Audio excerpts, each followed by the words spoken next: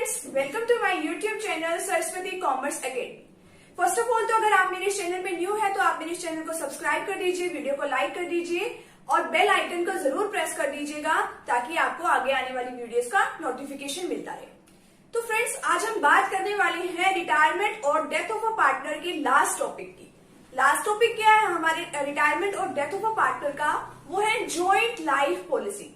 जैसे ही नाम से ही हमें क्लियर हो रहा है, ज्वाइंट लाइफ पॉलिसी का मतलब कि सभी की पॉलिसी पर, यानी कि जो सभी की लाइफ पे एक ही पॉलिसी जो है हमने ज्वाइंटली ले ली है, ठीक है, वो होता है ज्वाइंट लाइफ पॉलिसी। अब ज्वाइंट लाइफ पॉलिसी हमने किस पे ली है? हमारे बिजनेस पे ली है या फिर हमारे पार्टनर्स पे ली है? जी हाँ, जो ये हमारी पॉलिसी होती है वो हम पार्टनर्स की लाइफ पे ही लेते हैं। तो बात आती है कि ये पॉलिसी ली क्यों जाती है। अब ये देखिए, ये जब भी कोई पार्टनर हमारे फॉर्म से जा रहा है, या तो किसी पार्टनर की डेथ हो रही है, डेथ जिस पार्टनर की होती है उस पार्टनर को हम डिसीज्ड पार्टनर कहते हैं। डिसीज्ड पार्टनर उसे कहते हैं एंड रिटायर्ड पार्टनर उसे कहते हैं कि जो हमारी फॉर्म को छोड़कर जा रहा है। अब जब वो हमारी फॉर्म से जाता है वो खाली हाथ नहीं जाता, वो क्या लेके जाता है? जितने भी उसके पैसे बनते हैं वो लेके जाता है, जितने भी उसकी इंटरेस्ट बनता है उसके कैपिटल के ऊपर वो लेके जाता है, प्रॉफिट्स में जितना अब तक का उसका शेयर होता है वो भी लेके जाता है। और वो क्या होता है कि इसमें जितने भी पॉलिसी जो करवाई जाती हैं फर्म के द्वारा, उनमें से भी जो उसका शेयर बनता है ना, वो भी वो लेके जाता है। फर्म पॉलिसी इसी वजह से कराती है कि ताकि इन फ्यूचर कि कोई भी पार्टनर, या तो किसी पार्टनर की डेथ हो जाती है डिसीज पार्टनर, या फिर कोई पार्टनर रिटायर होके हमारी फर्म से जब जाता है तो उसको पैसे देने में दिक्कत ना आए, ठीक है, तो उसको मनी की अरेंजमेंट हमें एकदम से ना करनी पड़े। तो उसी वजह से हम क्या करा देते हैं, ज्वाइंट लाइफ पॉलिसी जो है पार्टनर्स की लाइफ पे करा ली जाती है। जैसे यहाँ पे देखिए, अगर कोई पार्टनर डिसीज हो रहा है, यानी कि किसी पार्टनर की डेथ हो रही है, तो डिसीज पार्टनर की क्या करा ली जाती है, तो उसके लीगल रिप्रेजेंटेटिव को, मान लो कोई पार्टनर जो है डिसीज हो गया, यानी किसी पार्टनर की डेथ हो गई, तो उस पार्टनर का जो लीगल रिप्रेजेंटेटिव होता है, लीगल रिप्रेजेंटेटिव कौन? उसका नॉमिनी, यानी कि जिसका नेम उसने रखा है हमारे बिजनेस के फॉर्म्स के अंदर कि अगर मेरी डेथ हो जाती है तो मेरी डेथ के बाद इसको पैसे मिलने चाहिए, या इसको जितने भी ड्यूज हैं मेरे पिछले, तो उसको उनको दे देना, कि जितने भी मेरे पैसे बनते हैं, जितना भी मेरा प्रॉफिट है उनको दे देना। एज अ नॉमिनी होता है ये लीगल रिप्रेजेंटेटिव। नेक्स्ट इसमें दिया हुआ है कि जितनी भी ड्यू अमाउंट है, अब डिसीज पार्टनर की जब तक वो हमारी फर्म के अंदर रहा तो तब तक उसकी जितने भी अमाउंट बनती है तो पे करने के लिए, पे तो करनी ही पड़ेगी, तो पे करने के लिए क्या करना पड़ेगा, मनी की हमें अरेंजमेंट करनी पड़ती है फर्म को, ठीक है। तो इसी वजह से फर्म क्या करा लेती है, तो फर्म क्या करा लेती है, अपने जितने भी पार्टनर्स होते हैं उनकी एक ज्वाइंट लाइफ पॉलिसी वो करा के रखती है, ताकि इन फ्यूचर अगर किसी को पेमेंट करनी पड़ जाए तो वो फटाफट से कर सके। तो ज्वाइंट लाइफ पॉलिसी का तो केस ये था। अब ये बात आती है कि क्या वो अपनी एक ज्वाइंट लाइफ पॉलिसी करा के रखती है, कुछ और भी करा लेती है। अब देखिए, इसमें इंडिविजुअल लाइफ इंश्योरेंस पॉलिसी। अब जैसे कि इसके भी नाम से क्लियर हो रहा है, इंडिविजुअल का मतलब क्या है, सभी पार्टनर्स की अलग अलग पॉलिसी करा ली जाती है। इसमें क्या होता है, सभी पार्टनर्स की अलग अलग पॉलिसी उसने फॉर्म ने करा ली, तो सभी पार्टनर्स की पॉलिसी अगर उसने करा ली अलग अलग फॉर्म के अंदर, एक ज्वाइंट लाइफ पॉलिसी लेने की बजाय, यानी कि उसने अब की बार क्या नहीं ली, एक ज्वाइंट लाइफ पॉलिसी नहीं ली, उसने क्या की, तो फॉर्म ने इंडिविजुअल पॉलिसी ले ली। अब जब किसी फॉर्म ने इंडिविजुअल पॉलिसी ले ली तो उसके लिए अलग से हमें अलग अलग प्रीमियम भी पे करना पड़ेगा। अब पॉलिसी करा ली, उसका प्रीमियम भी तो पे करना पड़ता है। वो प्रीमियम पे कौन करता है, वो हमारी फर्म पे करती है, ठीक है। किसको पे करती है? बीमा कंपनी को वो पे करती है, जितना भी अमाउंट बनता है प्रीमियम का वो, ठीक है। और लास्ट में क्या होता है, अगर मान लो किसी पार्टनर की डेथ हो जाती है, तो किसी पार्टनर की अगर बाय चांस डेथ हो गई, या कोई पार्टनर रिटायर होके जा रहा है, पहले तो इसमें डेथ के केस में सुनो कि अगर कोई पार्टनर जो है, कोई डेथ हो गई मान लो किसी पार्टनर की, तो उसके लीगल रिप्रेजेंटेटिव को हमें क्या देने पड़ते हैं, काफी सारे पैसे देने पड़ते हैं, उसके प्रॉफिट्स के भी, उसके और भी जो रिजर्व वगैरह पड़े हुए हैं, और भी जो उसकी इंटरेस्ट बनता है उसकी कैपिटल के ऊपर, और साथ ही में कैपिटल भी, तो उसको इतनी सारी हमें क्या देनी पड़ती है, मनी देनी पड़ती है, कैश देनी पड़ती है। तो अब वो वहां से अगर कोई पार्टनर मर गया तो उसके बाद क्या होगा, अब उसके मरने के बाद हमें इतने सारे पैसे देने पड़ेंगे, तो वो पैसे बीमा कंपनी हमारी फर्म को दे देगी। अब बीमा कंपनी ने जैसे ही फर्म को वो पैसे दिए तो उसको जो पार्टनर की डेथ होती है, तो जिस पार्टनर की डेथ होती है उसके लीगल रिप्रेजेंटेटिव को वो अमाउंट जितना भी उसका शेयर बनता है, मान लो उसके प्रॉफिट शेयरिंग रेशियो के अकॉर्डिंग सभी में वो जो है डिवाइड कर दी जाती है। अब उसका जितना भी शेयर बनेगा, मान लो उसका कोई ABC, हमारे उसमें फर्म के अंदर 3 पार्टनर्स काम कर रहे हैं, 3:1 की रेशियो में वो अपना प्रॉफिट शेयरिंग डिवाइड कर रहे हैं। तो अब B की उसमें जितना भी उन्होंने मान लो अलग अलग पॉलिसी करा रखी है, A की 60,000, B की 50,000 एंड C की जितने भी करा रखी है, तो B की उसमें से जितना भी बीमा पॉलिसी में से जितना भी उसका शेयर है 50,000 का, हम उसका 2/6 निकालेंगे तो हम उसमें वो अमाउंट दे देंगे।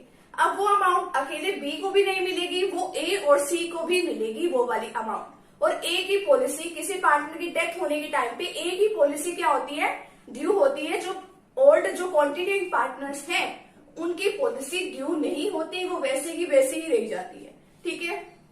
बट जो उसका लीगल रिप्रेजेंटेटिव है ना, उसको क्या मिलेगा, जो A और C की, B की डेथ हुई है तो A और C की पॉलिसी में से सरेंडर वैल्यू भी उसको मिलेगी, ठीक है। मान लो 1/4 उसका सरेंडर वैल्यू कह रखा है, तो जितना भी A की पॉलिसी जितनी भी है उसको उसके हिस्से का, यानी कि उसको उसके शेयर का, जो डिसीज पार्टनर है उसको उसके शेयर का क्या मिलेगा, वो पैसा भी मिलेगा, वो सरेंडर वैल्यू भी उसको दी जाएगी। ऐसे जो C पार्टनर है उसकी भी सरेंडर वैल्यू दी जाएगी। ये आपको एक प्रैक्टिकल क्वेश्चन से आपको समझ आ जाएगा, अच्छी तरह से क्लियर हो जाएगा कि किस तरीके से सरेंडर वैल्यू दी जाती है। पहले आप यहाँ पे थ्योरी देखिए, तो इंडिविजुअल लाइफ पॉलिसी ली जाती है, सभी की लाइफ पे अलग अलग ली जाती है, ठीक है। तो प्रीमियम भी अमाउंट भी अलग अलग पे करनी पड़ती है।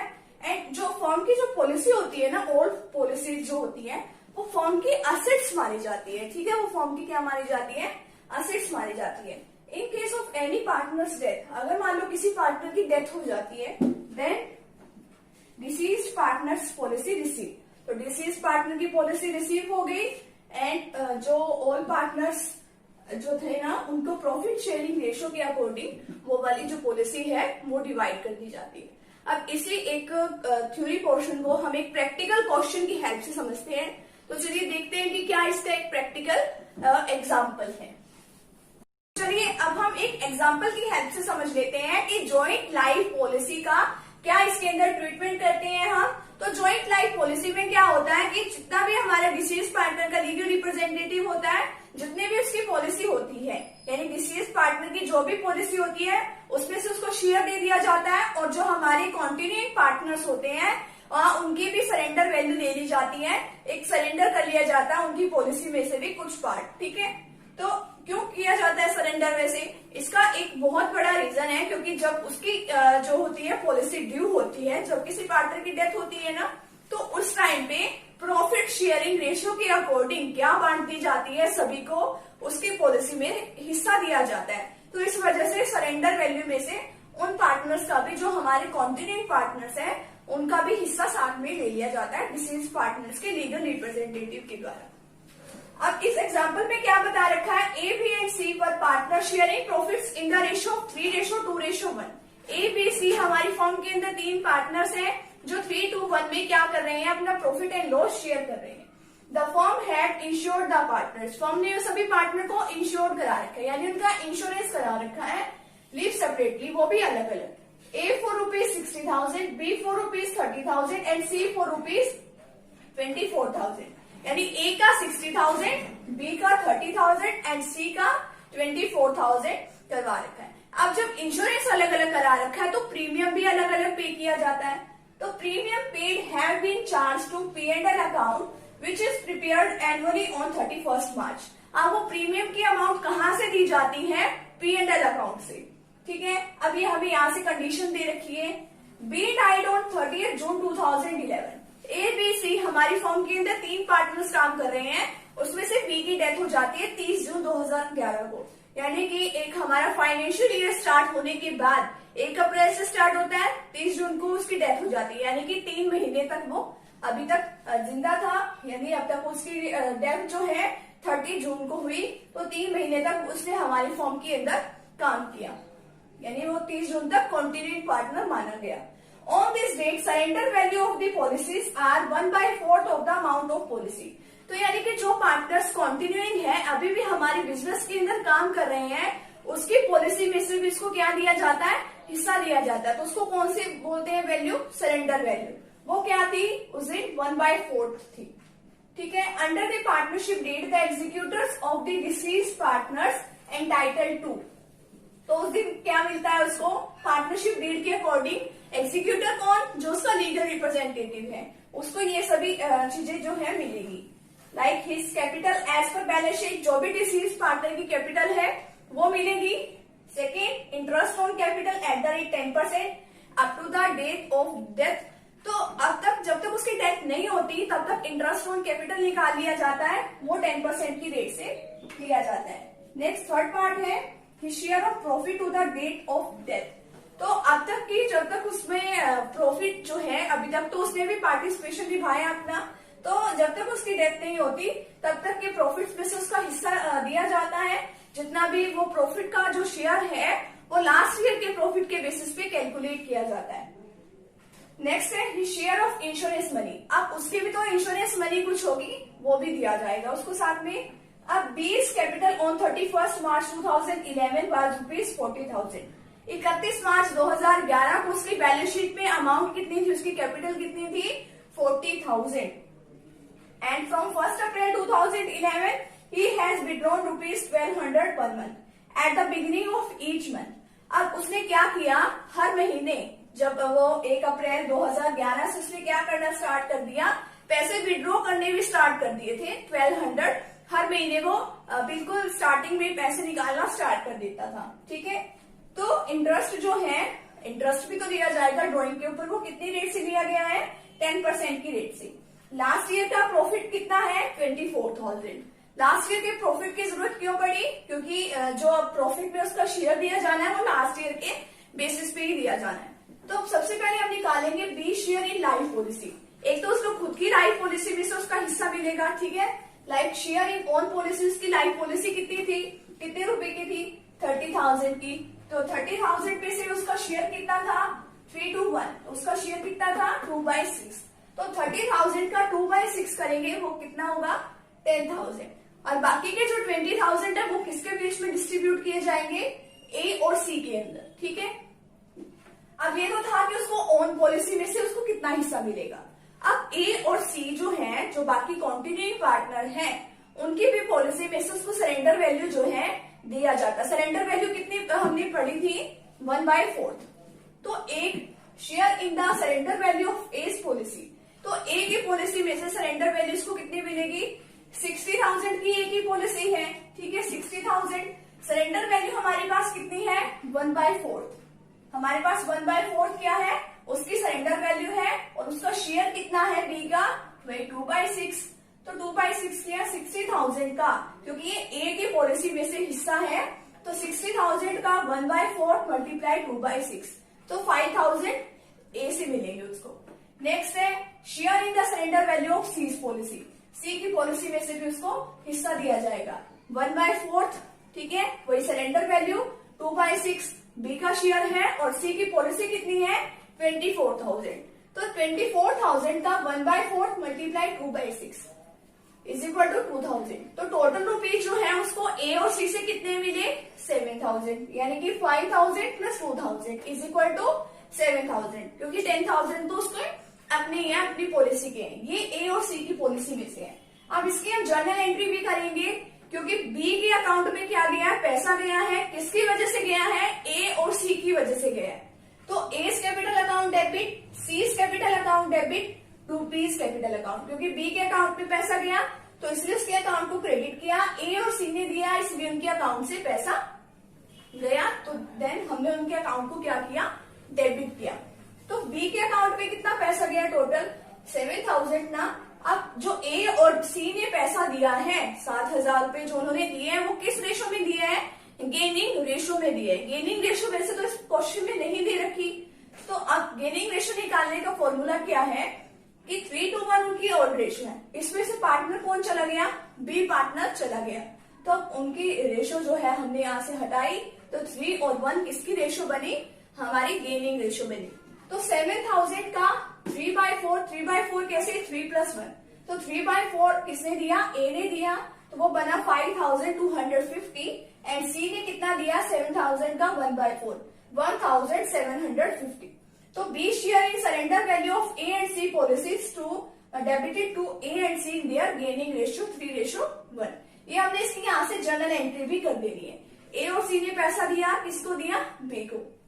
देन इसमें और कंडीशंस क्या दे रखी हैं, एक तो बैलेंस शीट वाला उसको पैसा मिलेगा, इंटरेस्ट ऑन कैपिटल मिलेगी एंड उसका प्रॉफिट मिलेगा। ठीक है, प्रॉफिट कितना है लास्ट ईयर का, क्योंकि लास्ट ईयर के बेसिस पे 24,000 का हम क्या कर लेंगे, share in profit up to the date of his death. तो 24,000 क्या है, उसके प्रॉफिट का 24,000 का हम क्या कर लेंगे, उसके प्रॉफिट में शेयर कितना होता है, 2/6। ठीक है, क्योंकि 3:1 है तो 2 उसका शेयर है, मल्टीप्लाई 3/12 किस तरीके से किया हमने, क्योंकि देखिए फाइनेंशियल ईयर कब से स्टार्ट होता है, 1 अप्रैल से, उसकी डेथ कब होती है, 30 जून को। तो 1 अप्रैल से 30 जून तक कितना टाइम पीरियड हुआ, 3 मंथ्स का टाइम पीरियड हुआ, तो 3/12 किया, तो हमारा इसका प्रॉफिट का हिस्सा कितना आया, 2000 का आया। ठीक है, नेक्स्ट क्या कर रखा है उसने, ड्रॉइंग भी कर रखी है, यहाँ पे देखिए दे रखा है, उसने ड्रॉइंग कर रखी है 1200 की हर महीने में। ठीक है, और उसका इंटरेस्ट जो है, इंटरेस्ट ऑन ड्रॉइंग वो 10% है। अब देखिए interest on drawing on ₹1200 due on 1 अप्रैल 2011। अब 1 अप्रैल 2011 को उसने पैसे निकाले, क्योंकि 30 जून तक निकाले उसने, तो कितने टाइम पीरियड के लिए निकाले, 3 मंथ्स के लिए। तो 1200 का क्या करेंगे हम, 3/12 करेंगे। क्यों, क्योंकि 3 मंथ्स तक उसने पैसे निकाले, और कितने परसेंट रेट है उसकी इंटरेस्ट की, 10%। तो 10/100, तो इसको हमने कट किया, तो हमारे पास इंटरेस्ट आया इसका 30। नेक्स्ट है on ₹1200 due on 1 May 2011 for 2 months. तो कितना आया, 1200 का हमने 2 मंथ्स का किया, 2/12 मल्टीप्लाई 10/100, तो 20। ऐसे ही हमने 1 जून को भी पैसा निकाला, यानी जो बी है उसने पैसा निकाला जून को भी, तो 1200 का 1/12 मल्टीप्लाई 10/100, तो वो कितना आया, 10। तो इंटरेस्ट ऑन ड्रॉइंग जो है वो कितनी बनी, 30 + 20 + 10, ये बनी 60। तो ये तो हमने कर लिए कि उसके क्या क्या जो है अमाउंट हमने उसको पे कर दिए। अब उसका एक एग्जीक्यूटर का अकाउंट बनाना पड़ेगा, वो हम देखते हैं कि वो किस तरीके से बनता है। तो चलिए देखते हैं। अब देखते हैं कि बी के कैपिटल अकाउंट पे हम क्या क्या ट्रीटमेंट्स करते हैं। एक तो इसकी होती है डेबिट साइड, एक इसकी होती है क्रेडिट साइड। क्रेडिट साइड में यानी कि इसको क्या क्या मिलने वाला है, एंड डेबिट साइड में इसका क्या क्या खर्चा है। तो डेबिट साइड में यहाँ से स्टार्ट करते हैं कि उसको क्या क्या मिलेगा, his capital as per balance sheet. तो उसकी कैपिटल मिलेगी उसको जितनी भी उसकी बैलेंस शीट पे दे रखी है। यहाँ पे देखिए बीस कैपिटल ऑन 31 मार्च वॉज ₹40,000। तो बाय बैलेंस ब्रॉट डाउन उसकी कैपिटल उतनी ही है 40,000, तो इसकी क्रेडिट साइड पे लिखी जाएगी। ठीक है, नेक्स्ट इसमें दे रखा है कि interest on capital at the rate 10% per annum up to the date of the death.